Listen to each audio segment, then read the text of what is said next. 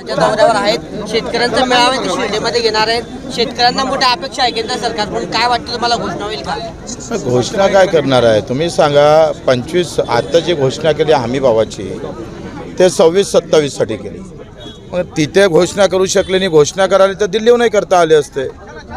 आज आम्हाला शेतकऱ्याला गरज आहे. तुम्ही सांगत होतं 50% नफा धरून भाव देणार, हे मोदीजीनं सांगितलं होतं. कुठं 50% धरून भाव भेटतोय? 15% सुद्धा नफा भावानं भाव धरून म्हणजे नफा धरून भाव भेटत नाही. तर आता त्यांच्याकडून काय अपेक्षा आहे? त्यांनी एकतर जाहीर केलं पाहिजे केंद्रातून, जसं मनमोहन सिंग सरकारनं 82,000 कोटीची कर्जमाफी केली होती तशी कर्जमाफी त्यांनी घोषणा करावी. देशातल्या शेतकऱ्याची कर्जमाफी करावी. पंजाबला देता महाराष्ट्राला का देत नाही असं वाटतं तुम्हाला? ना ते महाराष्ट्रातला जे मुख्यमंत्री आहे त्या राज्यानं पैसे टाकलेले आहे. केंद्राचे पैसे घेतले 1600 कोटी रुपये, पण केंद्राच्या NDRFच्या निधीच्या व्यतिरिक्त राज्यानं आपला हिस्सा टाकला आहे. हे इथल्या मुख्यमंत्र्याचं काम आहे, इथल्या मंत्र्यांचं काम आहे. तुम्हाला 14,000 कोटी रुपये लागतं ना तिकडे नाशिकच्या कुंभमेळ्यासाठी. मग इथं 2,000 कोटीमध्ये हा आमचा शेतकरी मरतो, त्याच्यासाठी पैसे नाही आहे का तुम्हाला? मग तो शक्तीपीठ रद्द करा ना, काय हरकत नाही. रद्द झाला तर काही वाहनं थांबणार आहे किंवा महाराष्ट्र थांबणार आहे? इथं शेतकरी आज करून बसला हो. लक्षात घ्या, तो शेतात जातं. काल संभाजीनगरची आत्महत्या झाली, तो शेतात गेला, शेत पाहून आला, त्यानं आत्महत्या केली. त्यानं आत्महत्या केल्यावर त्या बापाला अटॅक आला, तो पण मेला. कारण तो शेती पाहून आल्यानंतर सरकारच्या तोंडाकडे पाहतं, सरकारचं तोंड बोलायलाच तयार नाही आहे. यावेळेस दिलासा द्यायचं काम आहे. काय द्यायचं असेल तर द्या, पण वाईट तर बोलू नका ना. आमचे मुख्यमंत्री शेतकऱ्याला म्हणता तुम्ही राजकारण करताय. अरे राजकारण, लोक राजकारण नाही करत तर काय करणार तुम्ही? ते अजितदादा म्हणते पैशाचं सोंग करता येत नाही.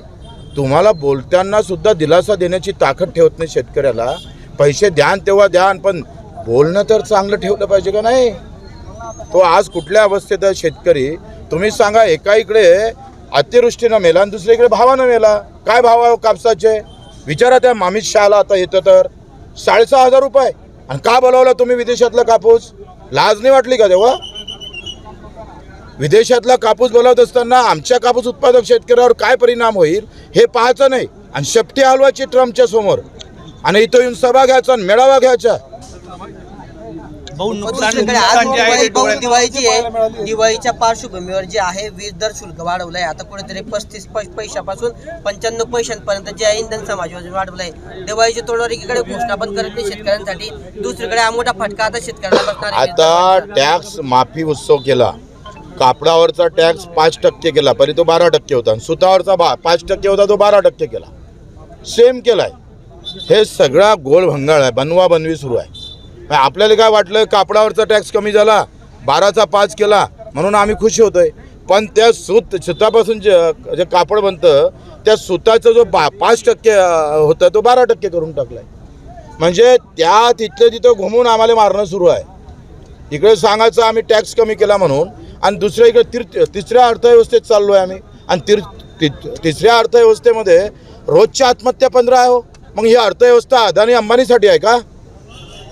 ह्या तिसऱ्या अर्थव्यवस्थेची ताकद जर राज्यामध्ये केंद्रामध्ये आली असेल तर ती ताकद आमच्या शेतकऱ्याला, मजुराले, दिव्यांगाले भेटू नये? हा साधा सवाल आहे आमचा. आणि कर्जमाफी आम्ही मागितली नाही, तुम्हीच दिलेली आहे. तुम्ही आत्ता त्या नॅनो कंपनीला 540 कोटीचं कर्ज 0.01% दिलं. आम्ही बकरी घेतो तर 18% कर्ज द्यावं लागतं.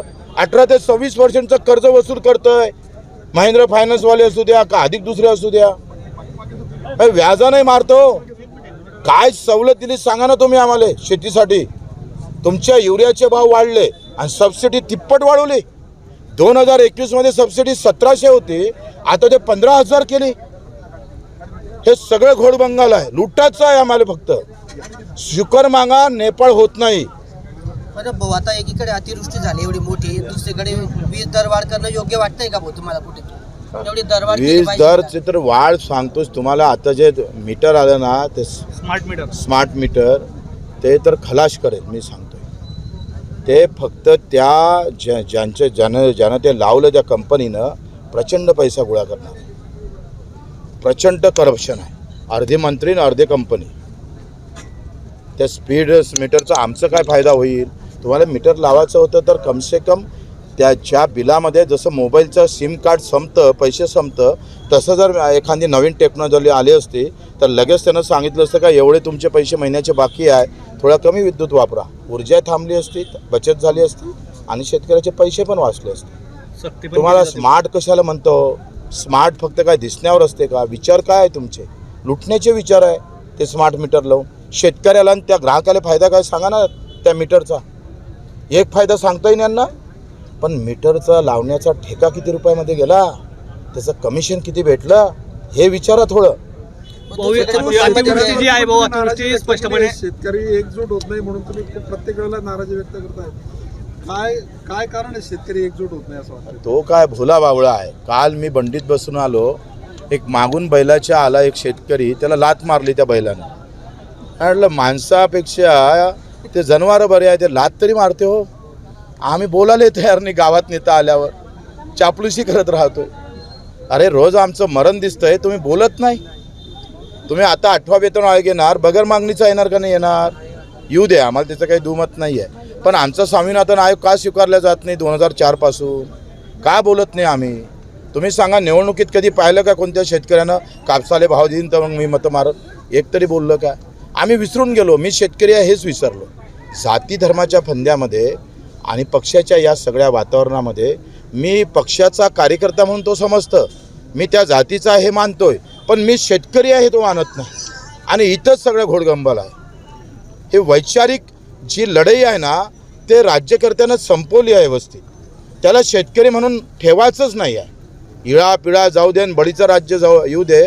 आता बळीच ठेवला नाही, वैचारिक त्याची सगळी आम्ही पाहतो सत्यानाश करून टाकला ना. एबीपी माझा, उघडा डोळे बघा नीट.